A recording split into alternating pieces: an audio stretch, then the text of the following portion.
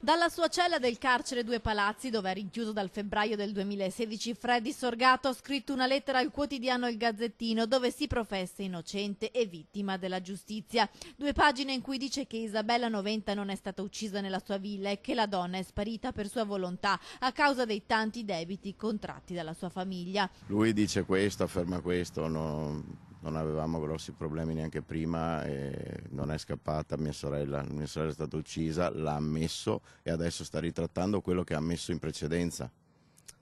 È folle. Dunque per Freddy Isabella è ancora viva, nascosta da qualche parte, e la confessione della tabaccaia, ex complice Manuela Cacco, che lo accusa insieme alla sorella Deborah dell'omicidio, non sono attendibili, visto che in passato la donna era stata denunciata per stalking e simulazione di reato.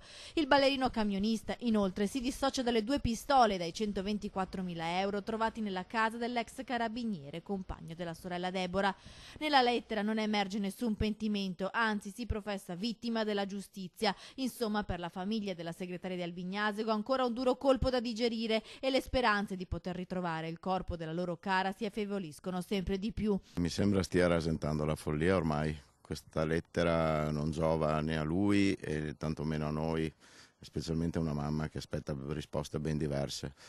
E secondo me se avesse mandato una lettera con le scuse, con una verità, con la verità, avrebbe fatto del bene a noi e avrebbe fatto del bene anche a se stesso, perché penso che un giudice di sorveglianza possa tenere in considerazione un sincero pentimento. Mia madre sta soffrendo e queste cose qua sono delle pugnalate ulteriori che sta dando. Nel frattempo, mentre in carcere sta scontando la condanna a 30 anni per l'omicidio e l'occultamento di cadaveri di Isabella Noventa, emergono nuove accuse per Freddy Sorgato. Il camionista ballerino è nuovamente indagato. Secondo un'informativa del nucleo di polizia tributaria della Guardia di Finanza di Padova, avrebbe rubato gasolio ai suoi clienti abituali per poi rivenderlo in nero. Tarava in modo impreciso il macchinario per sversare il gasolio, riuscendo così a sottrarne una parte che rivendeva poi a clienti fidati. Un sistema che durava da decenni. In questo modo Sorgato riuscì a comprarsi la villetta di Noventa padovana, costata 230.000